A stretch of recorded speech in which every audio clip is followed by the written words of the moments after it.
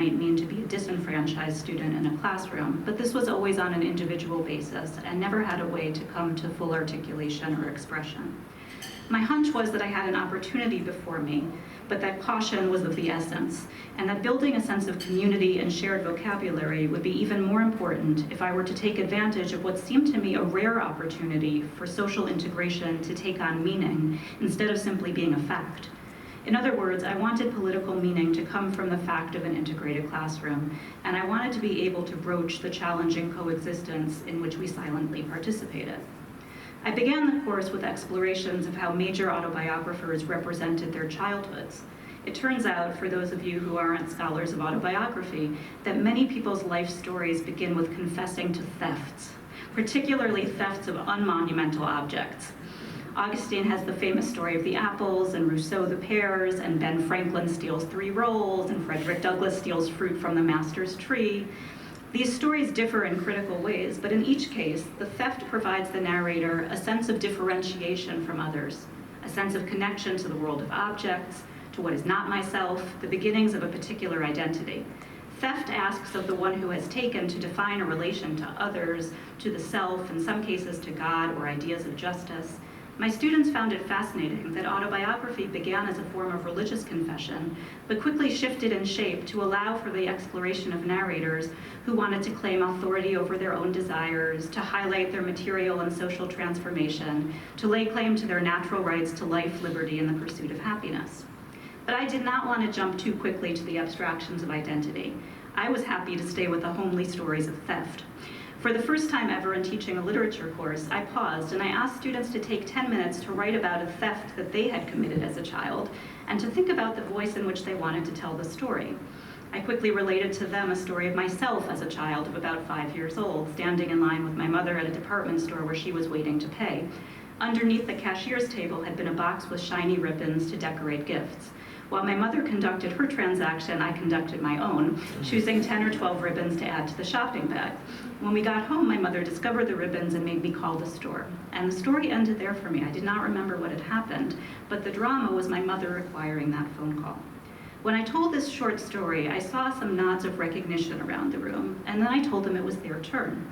There were laughs and some shifting in seats as students took out mostly pens and notebooks, and some began to type on laptops, and a few even on their phones. This is common now, people write on their phones. The room stayed intent and quiet for about 10 minutes. And when I could sense that there was a lull in activity, I asked if there were volunteers to read. I made it clear that no one was required to read, but that we would be an appreciative audience. And something began that would carry through the entire semester. Hands went up, and students who were often silent in the classroom volunteered to us small windows into the places from which they came. I recall Reda reading to us a piece he called something like The Car Thief. As a young child in the north of Israel, he lived in a town where good cars were an excitement. He described his 6-year-old self stealing the emblem off the front of a car and the thrill of being a thief. The class loved the story. It was funny and it was kind to his younger self, even as it really renounced his actions. Another student, my saloon, read a short tale of stealing the remote to the television set and hiding it among the enormous bags of rice her mother stored in a loft. She inhabited her child self and narrated this with great delight because she had outsmarted her siblings who always got to decide what to watch. As the semester went on, we read an essay called He and I by the Italian writer Natalia Ginzburg.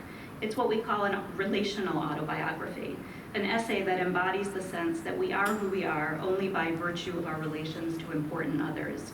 Hussam pointed out that in Arab culture, it's common to identify a child in relation to his father. You are first and foremost the son of someone. This can be a comforting form of identity, but it can also sometimes be frustrating because you're never just yourself. Questions of when and to what extent we can understand ourselves apart from our parents and grandparents brought lively discussion, which I kept bringing back to the text we'd read. And when I asked students to write their own accounts of themselves in relation to a vital other, one student, Jewish, who had moved to Israel independently as an Ola Chadasha, wrote about herself in relation to her American mother, who was astounded by how her daughter had chosen to live and what comforts she had given up. Another student, Arab, wrote about her relation to her mother, who is neat and modest and quiet and cannot understand how her daughter wants to be a pastry chef and own her own bakery. The semester unfolded, and as it did, I could more and more clearly identify points of difficulty in this multicultural experiment between students in the minority and majority national cultures. First of all, almost all the Palestinian students sat in the back of the classroom. There was some conversation in breaks among the Jewish and Palestinian students, but for the most part, very little. Second, and more problematic, when students responded to the texts we read, it was clear that Jewish students tended to assume knowledge of a set of references that were exclusionary. I remember one student reacting to a text and comparing a ritual to the Leil HaSeder, the Passover Seder night, but never pausing to realize that at least half the room didn't celebrate such a ritual and thus might not understand her comment at all. Third, as so often happens, as students came to appreciate hearing from each other, questions were occasionally framed as, "In your community, how do men treat women?" leaving many of the Palestinian students looking at each other. And in one case, a student replied, "Well, our community is lots of communities." So that question of asking one person to represent an entire group or many, many groups was difficult. By December, I could assess what had been gained. Students from different groups turned to each other, they made eye contact, they gained content about the lived experience of their fellow classmates, both in terms of differences and similarities. They laughed together, which is probably a particularly important dimension that hasn't been theorized, and they empathized with each other, often vocally. But the political context was still left aside. And here, this is the last part of my paper in which I talk about turning to overtly political texts. In late December, 1 month before the end of the semester, I felt the class had reached a point of readiness for more challenging work that would meet us closer to home. A major historical reference point for Israeli Jews and a critical factor in their understanding of nation is the Shoah, the murder of 6 million Jews by the Nazi regime. It is also deeply personal with college students merely 2 generations removed.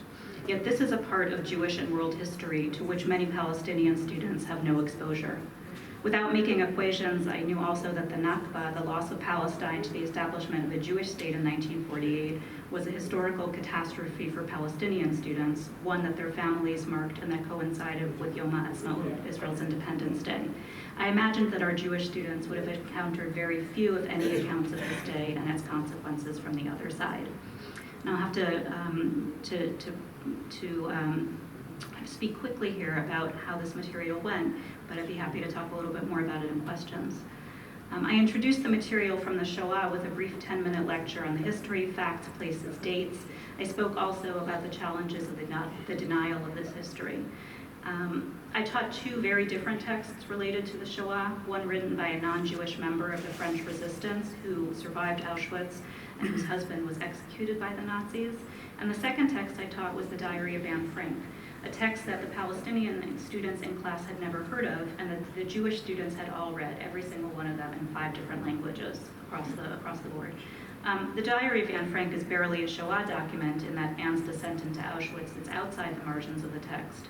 However, I thought it was still a text that we could use, primarily because it opened up a lot of theoretical questions about what it means to write a diary when you don't know what the end is going to be, and how people receive a text that's written in the middle of a historical event and not at its end. And so, using theory to discuss a text that was connected to something that was such a powerful personal text for many students in the classroom made it possible to work through the text in a way that everyone in class was able to speak to. I'm going to skip now to talk about the very end of my paper, the texts of Nakba, which I think in many ways were much more surprising for the class than the texts about Shoah, which are taught very, very commonly in Israeli classrooms. I looked for a text that could represent Palestinian experience, not being the whole of it, but one account. And I wanted an account of subjectivity that began in childhood and that would expose Jewish Israelis in my course to a world of personal experience that would